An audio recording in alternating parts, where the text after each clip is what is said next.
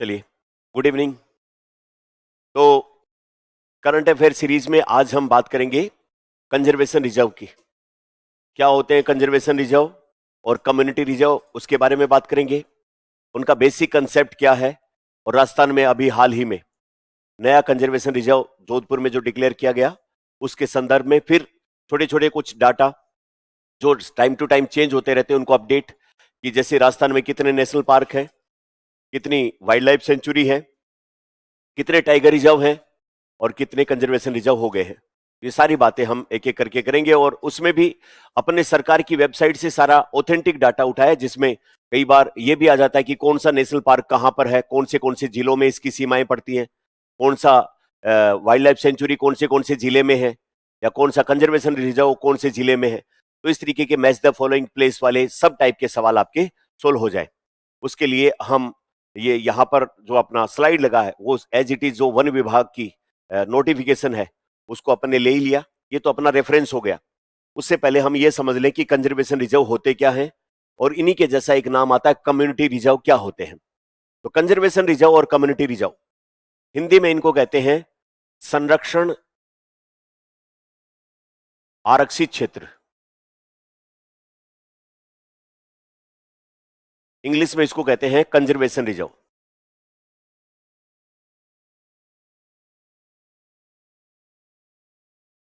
और दूसरे होते हैं समुदाय आरक्षित क्षेत्र,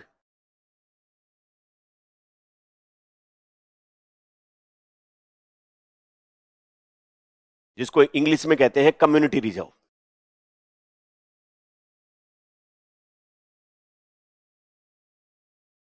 ये दोनों क्या है और इनका कंसेप्ट क्या है।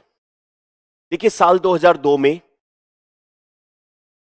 हमारी पार्लियामेंट ने वाइल्ड लाइफ प्रोटेक्शन एक्ट 1972, वन्य जीव संरक्षण अधिनियम 1972 में एक संशोधन किया गया, और संशोधन करके इन दो नए क्षेत्रों को शामिल किया गया एज ए प्रोटेक्टेड एरिया, या देश के वो क्षेत्र जहां पर वन्य जीवों के संरक्षण के लिए विशेष सुविधाएं की जाती है, तो उनको प्रोटेक्टेड एरिया कहते हैं।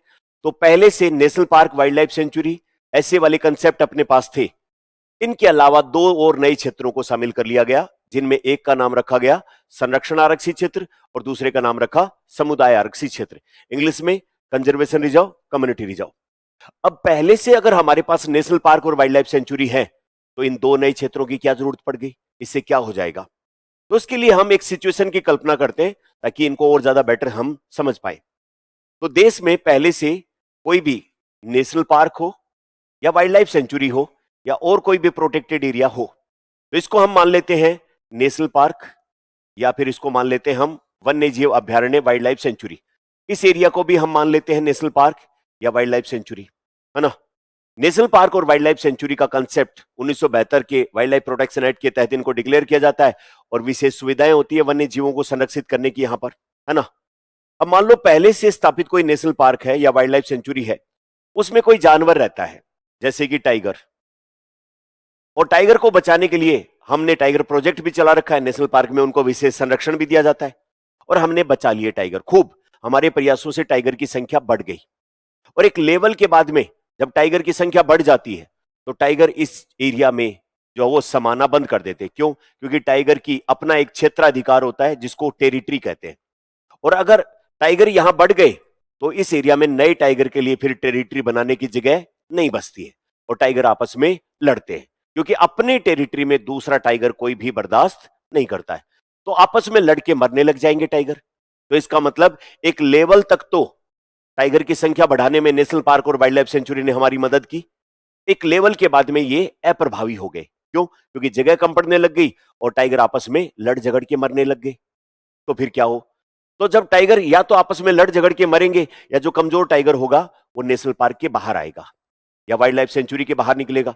और बाहर क्या है? गांव वालों के खेत या गांव बसे हुए, खेत या गांव बसे हुए, वहां पर लोग रहते हैं, और लोग रहते हैं तो वहां पर टाइगर को देखते ही साथ शेर आया। शेर अगर आ जाता है तो मानव और जो टाइगर का क्या होगा? कॉन्फ्लिक्ट। मानव और जो वो बाघ का संघर्ष होगा, उसमें या तो मानव का नुकसान होगा या बाघ का नुकसान होगा, और दोनों ही गलत बात है, दोनों ही खराब बात है। न तो आदमी की मृत्यु होनी चाहिए जानवर के साथ कॉन्फ्लिक्ट में, और जानवर को तो बचा ही रहे हम, टाइगर को। तो फिर उस केस में क्या किया जाए? उस केस में वन विभाग वाले नहीं पहुंचेंगे तो गांव वाले इसको दौड़ा देंगे, मार डालेंगे, या फिर ये गांव वालों को एक आध को नुकसान पहुंचा देगा। तो इसका मतलब मैन एनिमल कॉन्फ्लिक्ट बढ़ जाएगा, मानव और जंगली जीवों का संघर्ष बढ़ जाएगा। अच्छा, एक तो कल्पना ये अपने सामने आई कि एक लेवल के बाद में नेशनल पार्क और वाइल्ड लाइफ सेंचुरी ने उतना प्रभावशाली रोल नहीं प्ले किया। दूसरा, मान लो कोई नेशनल पार्क है या वाइल्ड लाइफ सेंचुरी है, यहां पर शाकाहारी जीव जंतु रहते हैं, हिरण या फिर बारहसिंगा या कोई भी जीव जंतु, और एक साल का ऐसा पर्टिकुलर टाइम आता है जब यहां पर पानी की और घास की कमी हो जाए, तो उस समय पर ये प्यासे मरेंगे या भूख से मरेंगे। तो फिर क्या करते हैं, ये शाकाहारी जानवर इसके बाहर निकलते हैं, और बाहर अगेन लोगों ने अपनी खेती कर रखी है और उस खेतों के अंदर ये घुसेंगे तो लोग लठ लेके इनको दौड़ाएंगे। तो फिर अगेन मानव का नुकसान हो रहा है या फिर जानवरों का नुकसान हो रहा है, शिकारी इनका शिकार कर लेंगे। तो नेशनल पार्क और वाइल्ड लाइफ सेंचुरी एक लेवल के बाद में प्रभावशाली नहीं रहते।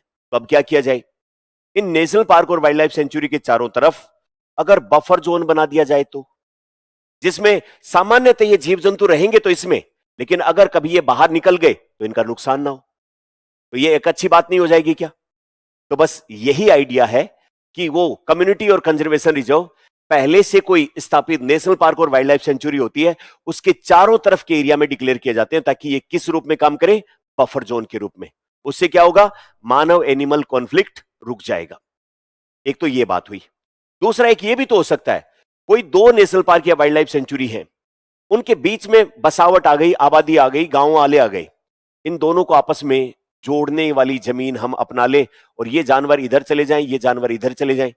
अगर यहां टाइगर ज्यादा हो गए तो उसको इधर निकलने के बजाय अगर यहां तक पहुंचने का सुरक्षित एरिया मिल जाए तो यहां पर आके अपनी टेरिटरी बना ले, तो ये प्रोटेक्टेड एरिया है। या फिर यहां पानी और भोजन की कमी हो गई तो ये जानवर यहां जाके 2-4 महीने यहां पर अपना खाना और पानी ढूंढ ले, तो इनका काम हो जाए। तो इसका मतलब इस नेशनल पार्क के और या इस वाइल्ड लाइफ सेंचुरी के जानवर आपस में एक माइग्रेशन कॉरिडोर, प्रवासन पथ के द्वारा एक दूसरे को जोड़ दिया जाए, तो एक अच्छी बात नहीं हो जाएगी क्या? तो सन 2002 में बस यही कंसेप्ट लिया गया कि पहले से कोई नेशनल पार्क या वाइल्ड लाइफ सेंचुरी है, उनको आपस में कनेक्ट करने वाला माइग्रेशन कॉरिडोर बनाने के लिए या इनके चारों तरफ बफर जोन बनाने के लिए डिक्लेयर किए जाएंगे क्या, कम्युनिटी रिजर्व या कंजर्वेशन रिजर्व, संरक्षण आरक्षित क्षेत्र या समुदाय आरक्षित क्षेत्र।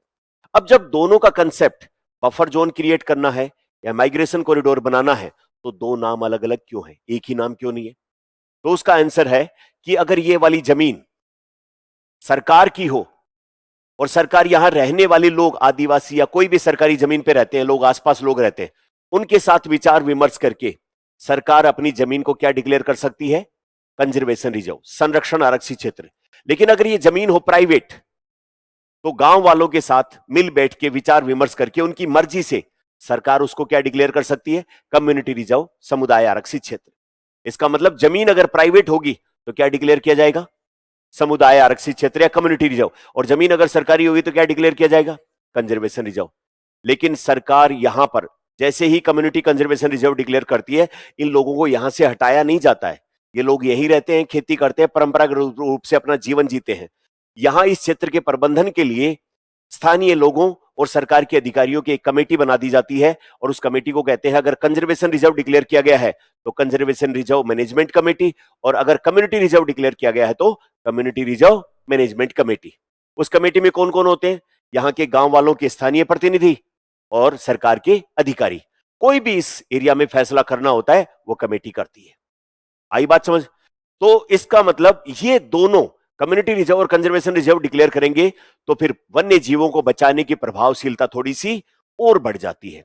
और उसी दृष्टिकोण से सन 2002 में किसमें अमेंडमेंट किया गया, वाइल्ड लाइफ प्रोटेक्शन एक्ट 1972, वन्य जीव संरक्षण अधिनियम 1972 में, और उसके तहत उसकी धारा 36 के तहत राज्य सरकार केंद्र सरकार के साथ विचार विमर्श करके डिक्लेयर कर सकती है या तो कम्युनिटी रिजर्व या फिर कंजर्वेशन रिजर्व। तो उसी क्रम में राजस्थान सरकार ने अभी हाल ही में एक कंजर्वेशन रिजर्व डिक्लेयर किया है, और वो कंजर्वेशन रिजर्व कौन से नंबर का है, 40वां।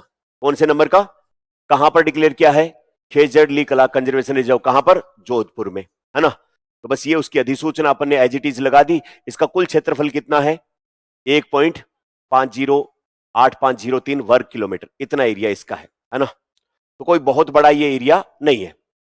अब कंजर्वेशन रिजर्व जो है उसके लिए अपन ने बात की 1972 का वन्य जीव संरक्षण अधिनियम, 2002 में अमेंडमेंट किया गया, उसकी धारा कौन सी? 36 से। उसके तहत केंद्र सरकार के साथ विचार विमर्श करके राज्य सरकार क्या डिक्लेयर कर सकती है? कंजर्वेशन रिजर्व जो national park wild life sanctuary के आसपास के एरिया में हो या उन्हें आपस में जोड़ने के लिए हो। इसका स्वामित्व किसका रहेगा? सरकार का। लेकिन सरकार की जमीन के ऊपर जो लोग रहेंगे, ट्राइब रहेंगे, क्या उनको हटा दिया जाएगा? नहीं, उनको भी साथ में रखा जाएगा लूप में, उनके साथ विचार विमर्श किया जाएगा, उसके बाद इसको डिक्लेयर किया जाएगा। मैनेजमेंट कौन देखता है?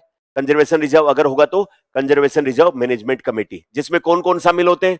स्थानीय प्रतिनिधि और सरकार के अधिकारी सभी होते हैं, है ना। तो बस ये अपना है। तो इससे पहले कितने कंजर्वेशन रिजर्व अपने हैं और कौन से जिले में, उसकी सरकार की वेबसाइट से अपन ने एक सूची निकाली और अप टू डेट 40वें नंबर तक इसको अपन ने रखा है।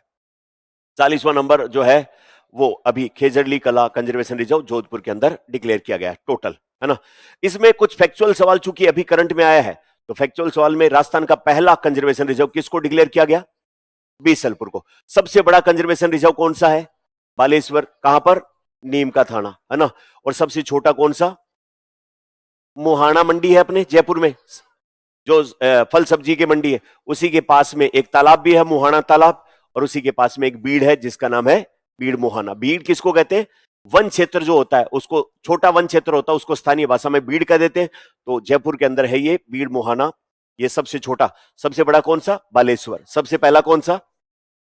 इसी क्रम में अब हम देखें तो राजस्थान में टाइगर रिजर्व कितने टोटल हो गए? 5। अब कई बार ये पूछ लिया जाता है कौन सा टाइगर रिजर्व कौन से झीलों में फैला हुआ है, तो रणथंबोर, फिर उसके बाद सरिस्का, और उसके बाद जो अपना मुकुंदरा हिल्स, रामगढ़ विस्तारी और धौलपुर करौली क्षेत्र, सबका एरिया वाइज। और अगर आपको डाटा याद करना है तो ये एरिया का भी डाटा याद कर सकते हैं और जिला वाइज भी हम इसको, कौन से जिले में कौन सा है। इसके बाद में अपने यहां पर नेशनल पार्क कितने हैं? देखिए कई किताबों में 5 दिया हुआ है, आपकी एटलस आती है उसमें 5 दिया हुआ है, और जो अपने केंद्र सरकार जो सेंटर वाली किताबें हैं यूपीएससी वाली, उनमें भी 5 दिया है। लेकिन नेशनल पार्क डिक्लेयर करती है राज्य सरकार, और राज्य सरकार की ऑफिशियल वेबसाइट वन विभाग की, उसके ऊपर कितने? 3।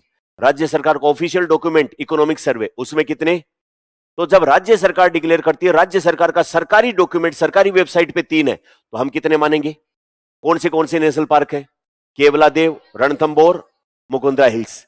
एक तो अपना वो जो डेजर्ट नेशनल पार्क है बाड़मेर जैसलमेर वाला, वो नहीं है, और सरिस्का का नाम आता है, वो भी wild life sanctuary national park नहीं है। इस बात का ध्यान रखेंगे। तो कितने नेशनल पार्क है? कितने जो है वो टाइगर रिजर्व है, और कितने कंजर्वेशन रिजर्व हो गए? 40। अब बचा wild life sanctuary. Wild life sanctuary India में, सॉरी राजस्थान में कितनी है? 26। कितनी है? 26 है। 26 हो गई है। अच्छा, 573 अपने नेशनल लेवल पर है, तो अपनी वाइल्ड लाइफ सेंचुरी है टोटल 26 इस समय। एक सवाल सोल्व करो तो, कंजर्वेशन रिजर्व वाला, कंजर्वेशन रिजर्व और कौन से जिले में मिलान वाली सूची?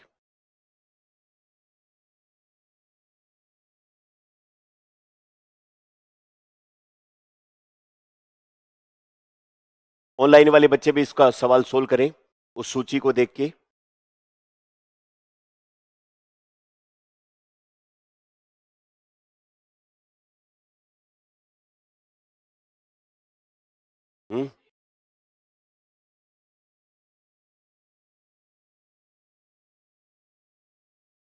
चलो इसको आपको सही आंसर निकालना है, और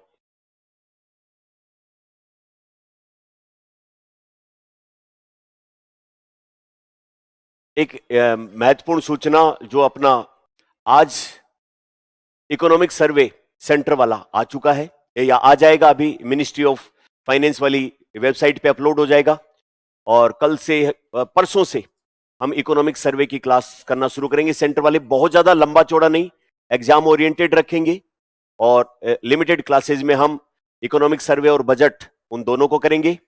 कल की जो अपनी क्लास होगी, क्योंकि इकोनॉमिक सर्वे को थोड़ा एनालाइज करने में टाइम लगेगा, तो एक दिन अपन उसको पूरा अच्छे तरीके से एग्जाम में अपने क्या काम का है उसको कर लेंगे, और साथ में अपन कल जो मिनिस्ट्री ऑफ एनवायरमेंट, फॉरेस्ट और क्लाइमेट चेंज है उसका ईयर एंड रिव्यू, तो ये बहुत इंपॉर्टेंट क्लास होने वाली है।